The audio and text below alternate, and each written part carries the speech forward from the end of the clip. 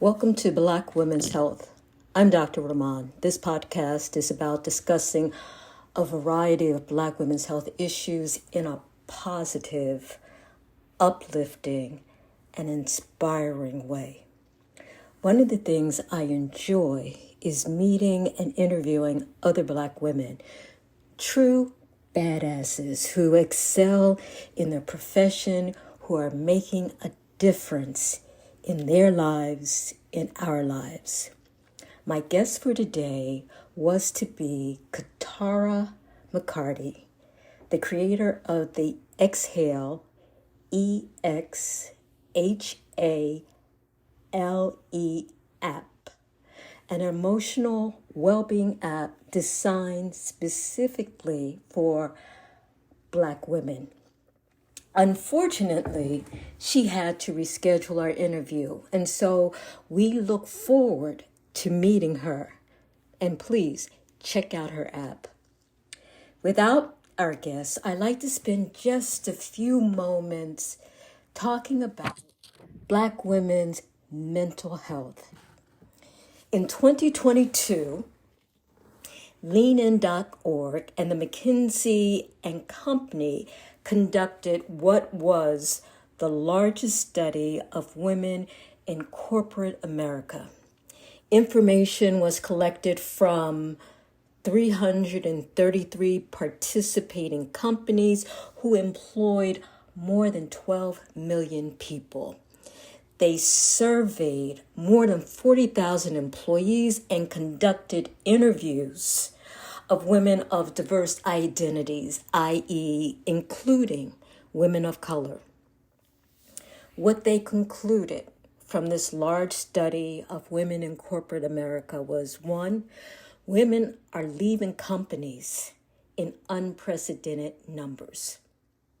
Women leaders are switching jobs at the highest rate ever seen, and Black women leaders were determined to be more ambitious than white women, but these Black women leaders reported facing greater barriers to advancement, such as having their judgment questioned, having their competence questioned, being subject to demeaning behavior, i.e., being mistaken from someone from a lower level, or being passed over for promotions.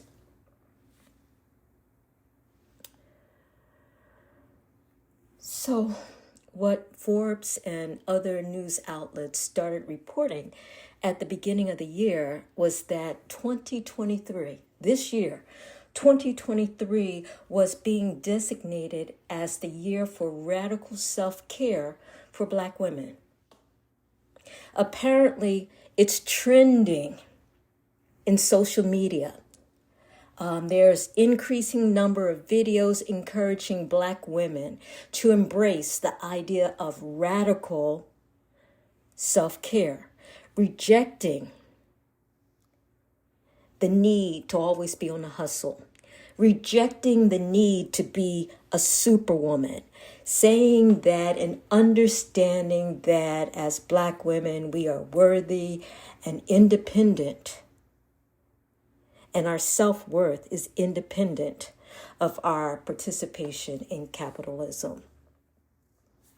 Now, this idea of radical self-care was not about buying the new and improved wellness product or getting the just right type of massage. While these things are deemed appealing and relaxing, in today's economy, it may not be accessible to a lot of people. So this idea of radical self-care has more to do with fellowship and community, mindful breathing, good food, water, rest, setting boundaries, and prioritizing well-being. For us, for Black women who historically have had to work, overextend ourselves to be superwoman, to be superwomen. This is a radical departure from what has been. And like the quote of death by 1,000 cuts, the microaggressions that we face daily may simply have become too much.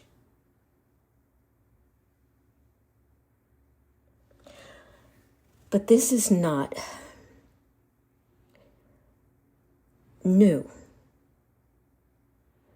The writer Audre Lorde stated in 1984, "It is learning how to take our differences and make them strengths. For the master's tools will never dismantle the master's house." She went on to say, and this is probably one of the quotes that she's best known for, "Caring for myself is not self-indulgence. It is self-preservation. It is an act, and that in itself is an act of political warfare." So now, for whatever reason, the time seems to be right, or it seems to be appealing, or this idea of radical self-care for Black women is truly trending. And my question is, why now? Is our situation in the United States that much worse than what it has been in the past?